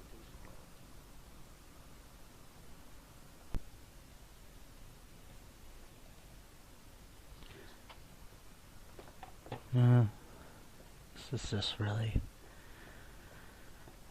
This is just really like terribly sad. Wells was good at sadness. He lost his parents at a very young age, both of them. His mother, who sort of doted on him, died when he was young. And his father was an alcoholic who eventually drank himself to death when Wells was in his early teens. And I think there is always a sense of loss in all of his pictures. I think there's this idea of, Susan Alexander. I don't know if innocence is the right word, but a sort of state of love, that's been lost. Last night. And one is left alone in a sort of uncertain world, and left to play out one's fate, which I suppose is the essence of tragedy anyway. That's the whole concept of the tragic. There is no concern at this department. That you can't escape Absolutely. what the gods have what the gods have laid down for you. I suppose Freud would say we can't escape our subconscious, our unconscious complexes or whatever. It's a similar idea. Highly determinative. This is great, that laugh. Overacting it is absolutely impossible to say anything except that in the opinion of this reviewer, It represents a new low. Bernstein, in the opinion of this reviewer. I didn't see that. Isn't here, Mr. Bernstein. I'm dictating. Look, Mr. Kane, Get me a typewriter. I'm going to finish Mr. Leland's notice. And then this huge close-up here. It's very interesting, you know. It's not true that Wells didn't use close-ups. It's just he used them to rarely and to great effect. You know, he used them. I love that. How you don't know Bernstein's there, and then he sort of leans in. It's a classic Wells move, you know, having a character emerge out of the side of the frame, rather than putting the camera on him. You know, whereas in a conventional Hollywood movie, they'd pull the camera back and you'd see both of them. You know. Whereas with this way, it's much more dynamic. You know, there's a lot more energy to it. Yeah. I mean, you can tell that Leland still loves him, you know, and wishes he was a better man, but also knows very well that he isn't. Mr. Kane is finishing your review just the way you started. He's writing a bad notice, like you wanted it to be. I guess that'll show you.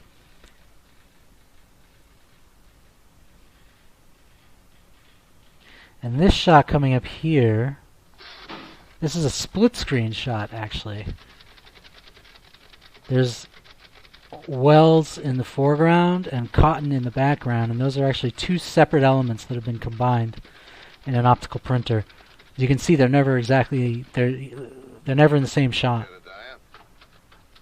And not in terms of the same shot, but they're never, one's never standing behind the other or touching the other, you know? They're never in contact.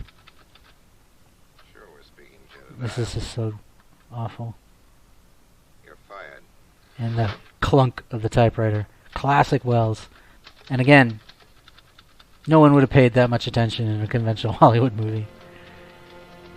It's funny that, you know, when you look at... when you look at the, Why did he do it? I guess, how do I put it? When I saw this movie, I just had this very strong sense that I was not watching an old movie. And it's not just that it is unique in its own way, and it is a unique picture, but that it's also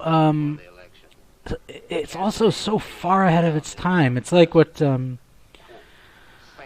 I can't remember who it was, but someone said once about Beethoven's Grosse Fuge that, you know, it was modern then, it's modern now, it will always be modern. And I think Citizen Kane will always be ahead of its time, you know, in whatever age it's seen.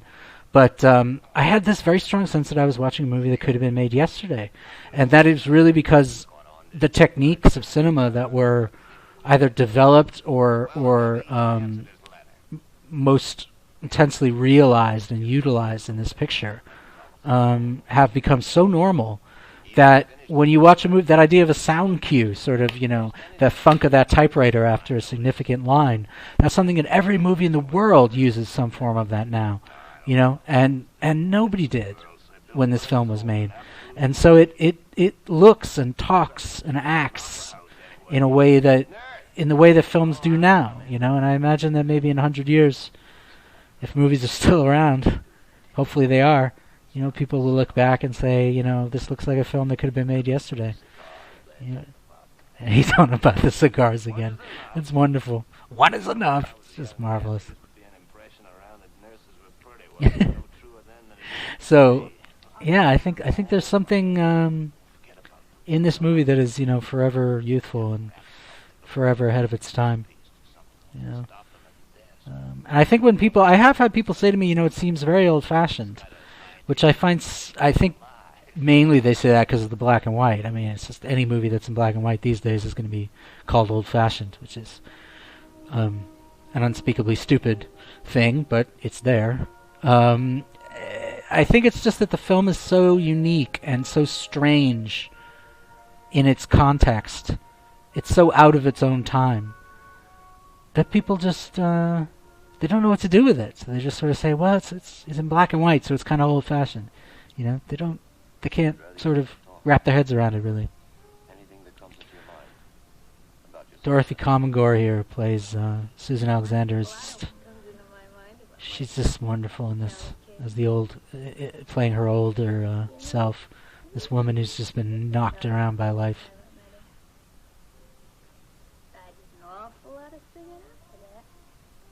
Of course, what she is an abused wife. I mean, he basically emotionally abuses her throughout their entire marriage, you know.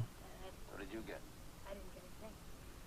Just music lessons, that's all there was in it. He married you, didn't he? I didn't mention anything about marriage until after Yeah. it was all over and got papers about it. The election.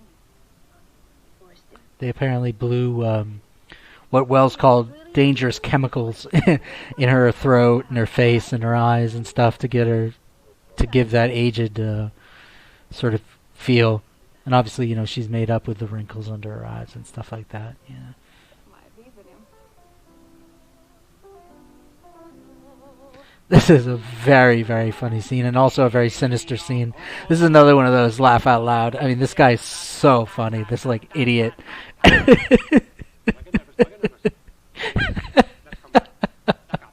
It's like idiot music teacher, you know. He's so funny. Wells was good at comedy, you know. He doesn't get credit for it, but he was very, very good at it.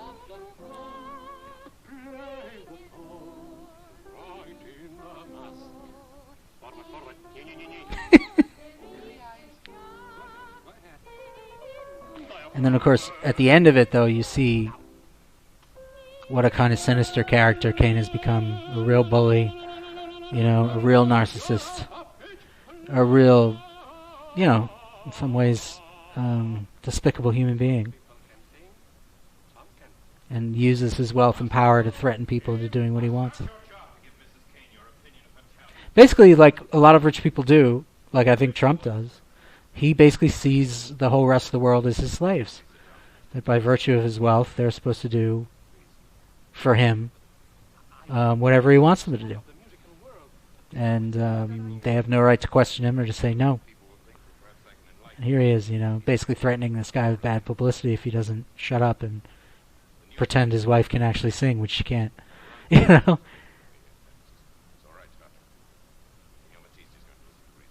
You know, and he basically, everyone is his servant. Everyone has to kowtow to him. You know, it's classic narcissism in a way. It's something that I think really comes with great wealth, of being, you know, born into great wealth. You just come to expect a level of deference and service that when it doesn't arrive just drives you into a rage, you know, because you've convinced yourself that you deserve it, that you're such a great person that, you know, everyone should defer to you. When in reality, they're just afraid of you. You know?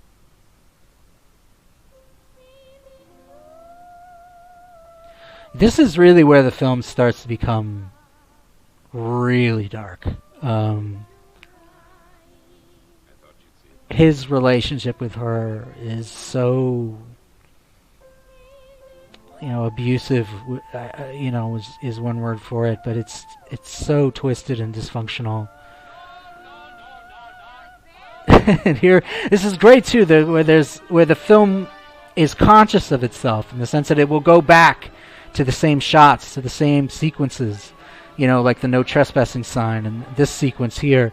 It'll go back to the same scenes, sometimes from slightly different perspectives, sometimes not, and it builds up these repeating motifs in a way that is very self-conscious of itself, and in some ways much more like music, you know, like a symphony, than like a conventional film. You know, and films of this time were not self-conscious of themselves in that way, which is something that goes throughout the picture. There's a sense of a coherent through line, a kind of dramatic unity to this film, and a steadiness of hand, a sense that there's a single guiding force behind this picture that knows what it's doing and is conscious of itself. Which comes, obviously, I mean, there's a reason why this movie is ground zero for the auteur theory, you know, but it comes from there being, you know, and there's the legs again, my God. He's like Quentin Tarantino with feet. You know, there's great, you know, that is the auteur theory, basically, that there should be one vision, one person is the primary author of a film. That wasn't true of you know, it's not true of most movies, and it wasn't true of most films being made in Hollywood at this time. There were very, very few movies that had any kind of a personal stamp on them. John Ford, Howard Hawks, you know, a couple of other people. They were the only ones really who made movies where, as Hawks said, you could tell who the devil made it. This film, you know who the devil made it, and you can feel it in every frame. I mean, the power of the authorial intention in this picture is absolute, in a way that it isn't even in any of of Wells's movies. Obviously, he was a young man, a first timer. He wanted to prove himself, But the sense that you are seeing a coherent vision, I hate that word vision, but a coherent piece, that there's a dramatic coherence and a dramatic unity to it, is almost entirely unique, and certainly unique to the extent that it's done in this film. This guy is great. the music teacher.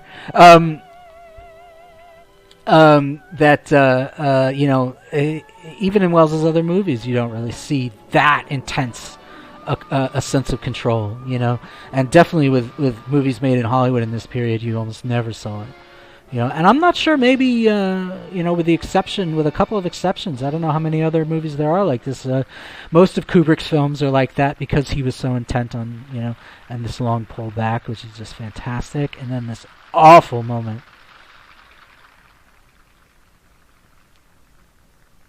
He's so desperate in this scene. I mean, you really do kind of feel for him in this moment, because his whole ego is riding on this, and he's just, at this point he'll really do anything. Wells plays it so brilliantly. The desperation in his eyes, it's just marvelous. And he's actually awkward here when he realizes he's the only one. That's a great little moment there, where he sort of has that moment of realization. It's a great little piece of business.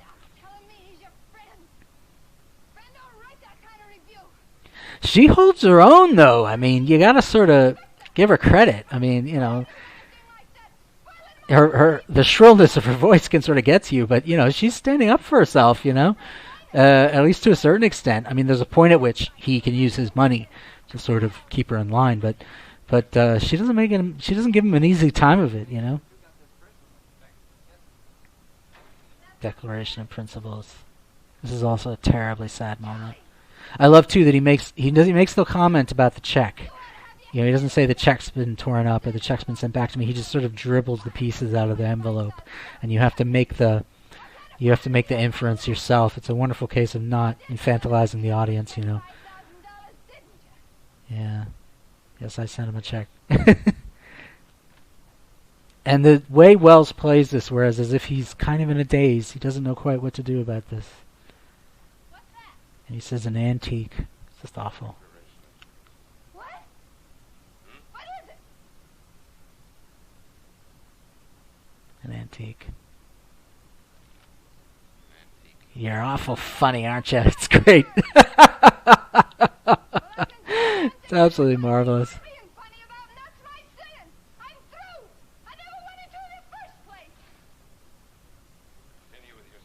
I think she's very sympathetic. I mean, even though, yeah, she's shrill and she's sort of, quote unquote, lower class than him and stuff like that, but she's, she's caught through no fault of her own in this really rather awful situation, and she's trying to sort of stand up for herself. My reasons satisfy me. I mean, that says it all, really, doesn't it? What matters is that it satisfies me. I don't care about you. But I'm doing it all because I care about you. It's a classic sort of emotionally abusive relationship. Here's one of the great montages. Like everyone goes on and on about how, Wells does long takes and single shots in these pictures, and it's true. But this is very aggressive editing. I mean, this is a whole montage that is done. Very quickly, a lot of fast cuts, a lot of fades and superimpositions. I mean, it's very, and passes over a huge amount of time and manages to convey what this woman's been going through for a very long time. Does it very quickly, very economically, and very, very, powerfully. And then I love this, the light bulb just going out along with her voice, and now. Yeah. You understand now why she's trying to get the hell out of this, why she just can't take it anymore, And I mean, by this time, he's become a complete tyrant. He's just become a real He's become something of a monster by this point, I think. Yeah. And again, everything in focus. I think, though, that the medicine bottle and the spoon are actually superimposed. I think that may be an optical effect, but I'm not entirely sure. It's possible.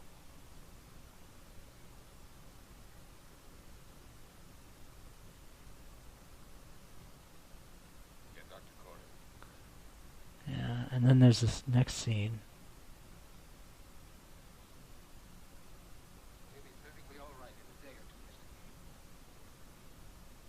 Where he's fingering the bottle, and he's like, I can't imagine how she could have made this mistake.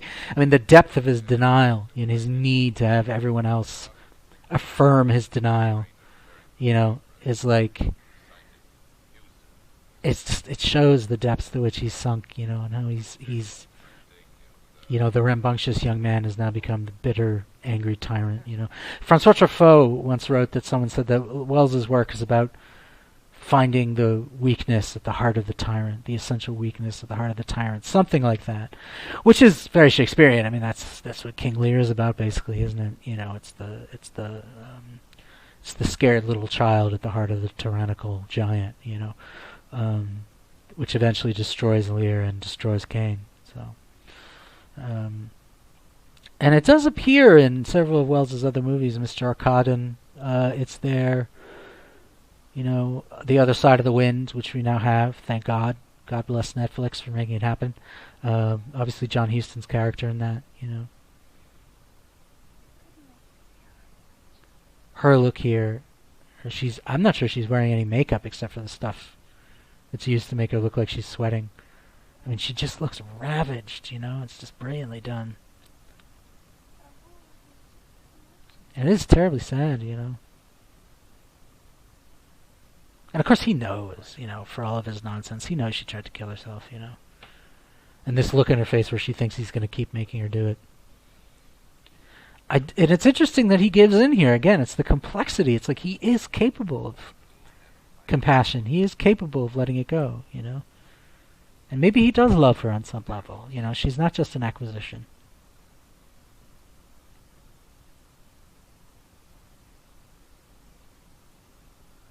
And now we're into Xanadu. This is a matte painting. So is this. And the crossword puzzles. This is another one of the motifs that always gets parodied and copied and everything. The vastness of Xanadu is interesting, not only because obviously it's very powerful and evocative, but it actually also served an economic purpose, which is that there wasn't, in order to keep costs down, it befit them to basically have large amounts of huge empty rooms, so they wouldn't have to spend so much money decorating them. So that in fact, a lot of the scenes in the Xanadu rooms are almost entirely in darkness, just because it gives them a sense of size, So, like, basically, by not heavily decorating these sets, they both gave it an aesthetic power in terms of the sense of enormity and the loneliness, the vast loneliness of this empty mansion, but also managed to save money doing it. So, and this is another one of those scenes with a deceptive perspective. I think this is where Kane walks to the fireplace, and you realize it's much, much larger than you had initially thought.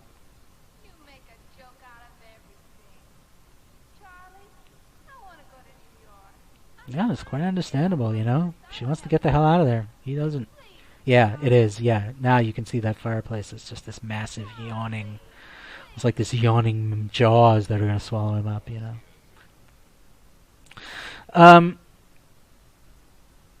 This film...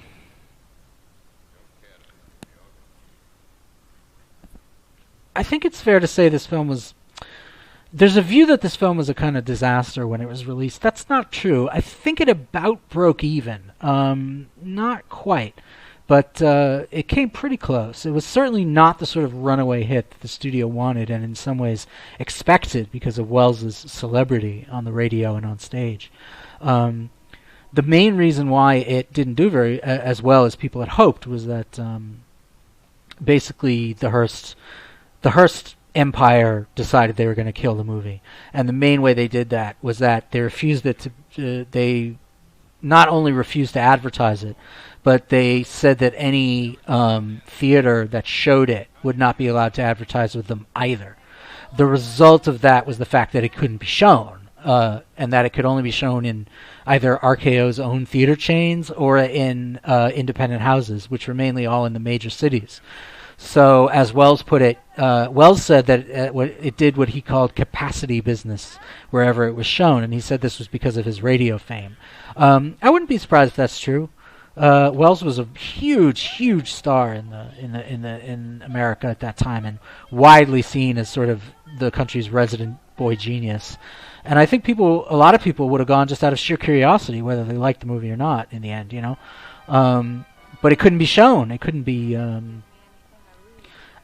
seen by a lot of them, with the result that it did okay, but that unfortunately led into the debacle of the Magnificent Ambersons that I describe in another commentary, which was the lack of commercial success of Kane, essentially due to the lack of confidence that was created in the studio. They ended up taking Magnificent Ambersons away from Wells and destroying a large part of it. Those pterodactyls in the background that are supposed to be bats apparently were taken from King Kong. So the backgrounds here is unused footage from King Kong or something like that, supposedly. This scene, I think, is just, this to me gets to the heart of what the complexity of this picture. What's being depicted here in terms of the relationship between this man and this woman, the darkness of it, the hidden resentments, the hidden hatreds, the psychological forces that are at work here, just is so much deeper than anything that was being portrayed in Hollywood movies at this time, And when at the end, when he slaps her and she says, "Don't say you're sorry," and he says, "I'm not sorry," you would never have heard that line in any Hollywood movie of this time, and not for a long time after either. The way that people who love each other can hurt each other, the people who hate each other can love each other. That's stuff that Hollywood just didn't touch. It just didn't have that kind of depth in most of their movies. And actually, most of Wells's other films don't have this kind of intense examination of the relationship between men and women. The only other film I can think of that goes this deep in some ways is Eyes Wide Shut, which also was met with a great deal of sort of discomfort and dismay by the powers that be, and yet I think now has found its place, in the pantheon. As this film eventually did. It really revived on television, I think, in two ways. It revived when it was sold to television and people started to see it on TV.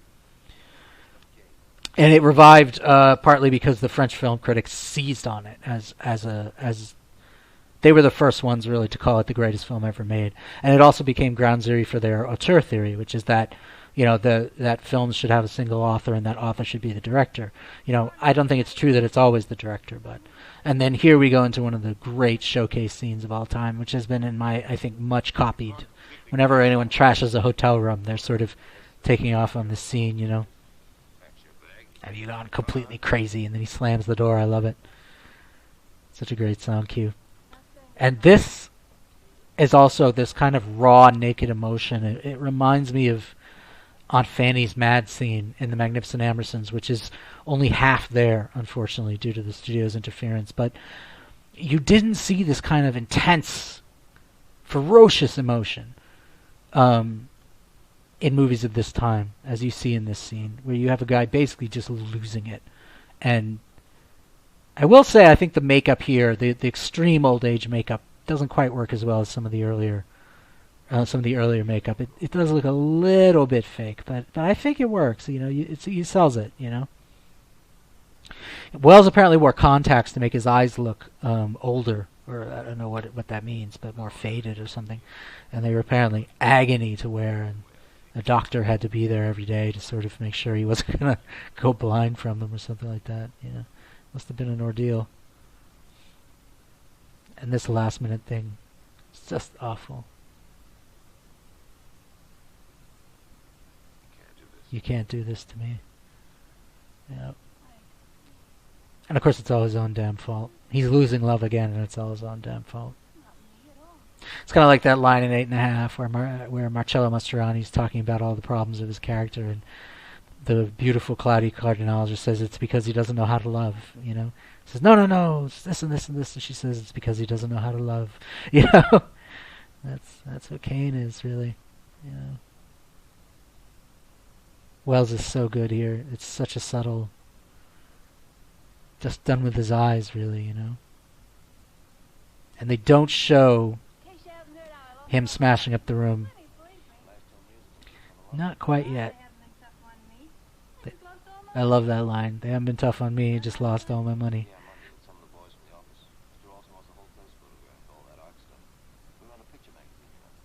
There's two great lines here where she says, you know, I feel sorry for Mr. Kane. She says, don't you think I do? And what Wells said that his favorite moment in the whole movie is when she looks up at the skylight and she says, look, it's morning already. And my favorite line is, why don't you come by and tell me the story of your life sometime? You know, knowing, of course, that will never happen. There it is. Now, Crane up and out. Yeah. Yeah.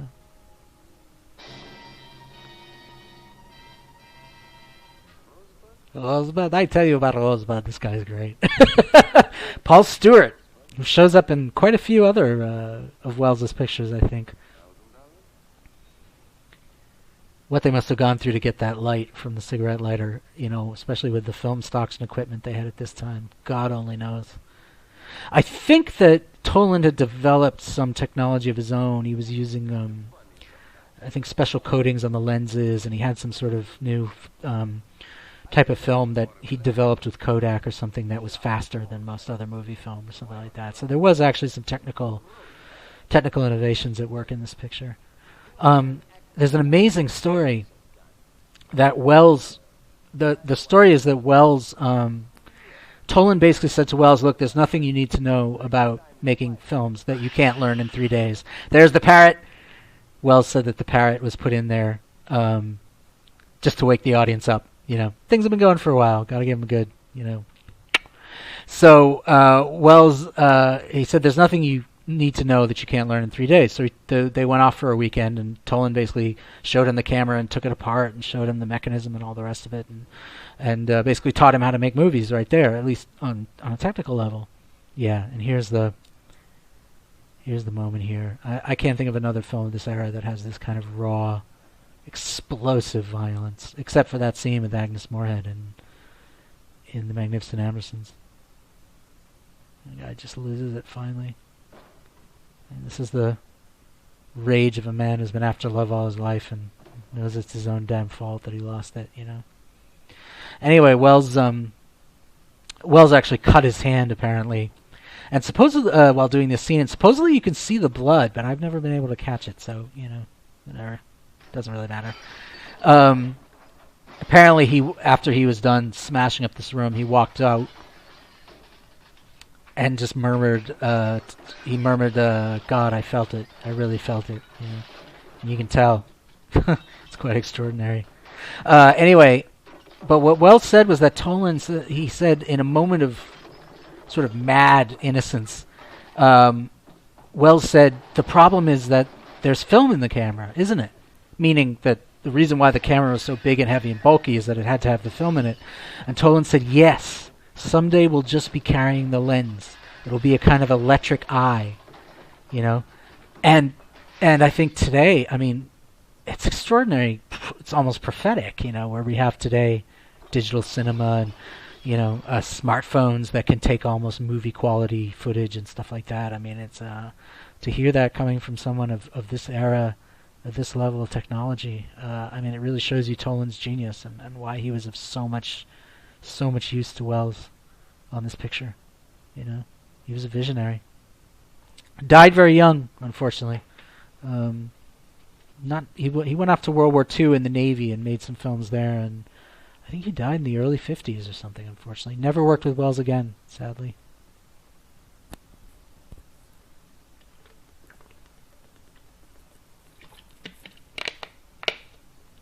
Yeah, and the tears in his eyes here. The great Argentinian writer Jorge Luis Borges particularly noted this scene. Borges had a phobia of mirrors and a concomitant fascination with mirrors. So this moment here, with where he walks past the kind of infinite reflections of himself, was something that really struck Borges. Yeah, here. The multiplicity of the man. It's a little heavy-handed, but it works, I think. much like Rosebud, you know, it's a little bit heavy-handed, but something about it, you know.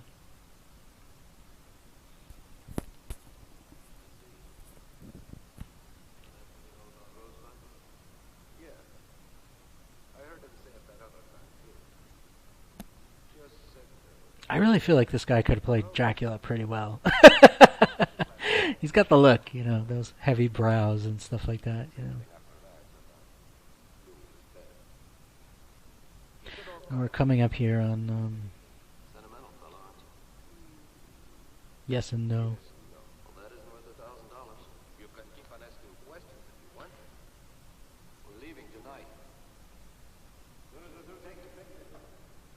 Yeah, and then there's the cut on the flashbulb, which again was something never done at that time.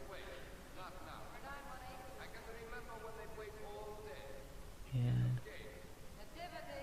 Some of the best dialogue in the movie is just in this final sequence. And Alan Ladd, who later became a film star in his own right, is here somewhere. Wells's use of sound in this film is probably in some ways the most innovative aspect of it. And you can hearing it from the voices as if they're at a distance from far away, and giving you a real sense of the space, you know. Very, very unusual for its time. And the use of sound in general in this movie, I think, coming from Wells's radio background, is pretty revolutionary. I've talked a little bit about it here and there, but I think it's difficult to overstate. It's one of the few things, though, that people didn't really copy from this movie. They copied the cinematography, they copied the visual look of it, definitely more than anything else. They copied sometimes the non-linear storytelling, but not really the sound. That didn't come along until much later. People started to innovate in the same way. Wells was really ahead of his time on that.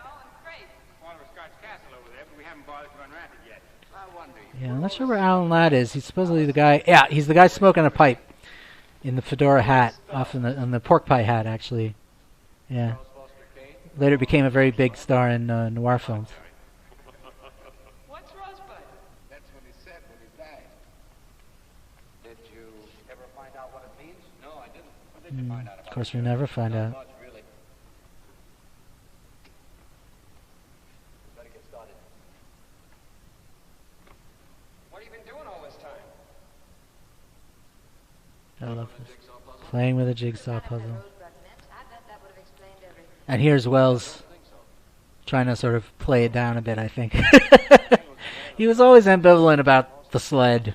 He never quite made peace with it, you know. Whether because he didn't come up with it, or whether because he genuinely thought that it was a little bit much. I don't know, but he was never quite comfortable with Rosebud. A missing piece. There's a wonderful line here, though. I don't think one word can explain a man's life. And we're coming up here on my favorite shot, which, when I first saw this, damn near made me cry. And it is not the shot I would... Yeah, this... Not this one, but... This one, when it starts moving. And you just see everything... It's like the detritus of a man's life. This is what's left after we're gone. And it's all useless to us. And all of this man's past, everything that's gone, all the time that he spent in the world.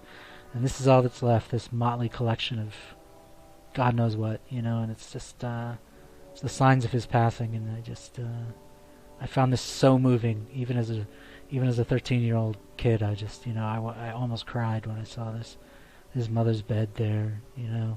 People who loved him, people who hated him, people he loved, people he couldn't love, people he didn't know how to love. And this is the evidence. This is what remains of it. And of course, here we come in on the secret, the MacGuffin. What is my interpretation of Rosebud? I might as well give it. Everyone has their own take on it. My view, in fact, is that, yes, it's a statement, I suppose, on childhood innocence and lost time and that sort of stuff for sure. For me, the true meaning of Rosebud is that it's burned.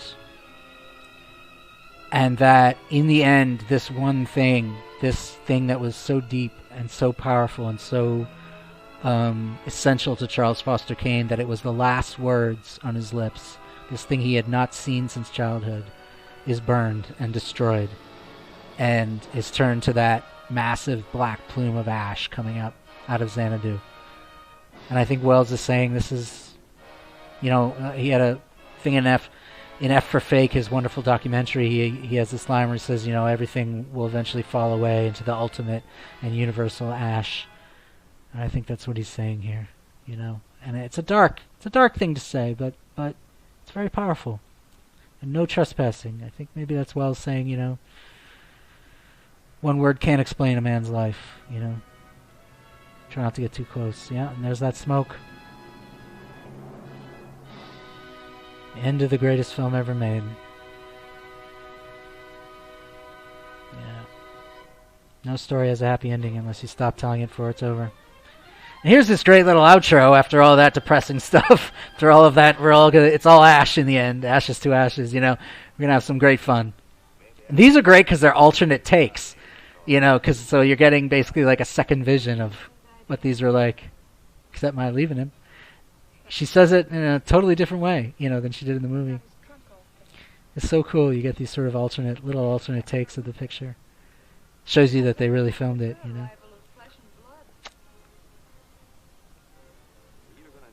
Yeah, and some of the best lines, too, being repeated. There he is. They don't even give him a line. He's just there blubbering.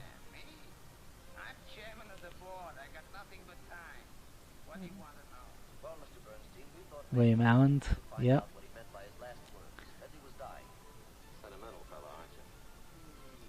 One of the cool things about the credits that are going to come up, the written credits, is that, and many people have commented on this, Wells took directorial credit on the same title card as Greg Toland. And everyone says that was unprecedented. It's a real testimony to how much Wells felt he owed Toland. That it's true that Wells always acknowledged how much he owed Toland. It is not true that it was unprecedented. It was actually, I think, done specifically because it had been done on The Long Voyage Home, in which John Ford took credit on the same card as Toland, which is a pretty big concession from John Ford, to say the least. So it's really a shame, to my mind, that Toland didn't live longer than he did. Yeah, and there's Mankiewicz on top, as Wells insisted. Grudgingly perhaps, but still there. Wells and Mankiewicz won the Oscar, and there's Wells and Toland. Wells and Mankiewicz won the Oscar for this, the only Oscar that Wells ever won, actually. And as people said, it was really for Mankiewicz, but, Well, I have to say, this was enormously enjoyable, and I hope that you enjoyed it as much as I did, and thanks for sitting with me through the greatest film ever made. I hope that you had a great time, even if you don't think it's the greatest film ever made, and I'll see you on the next one. Thanks very much.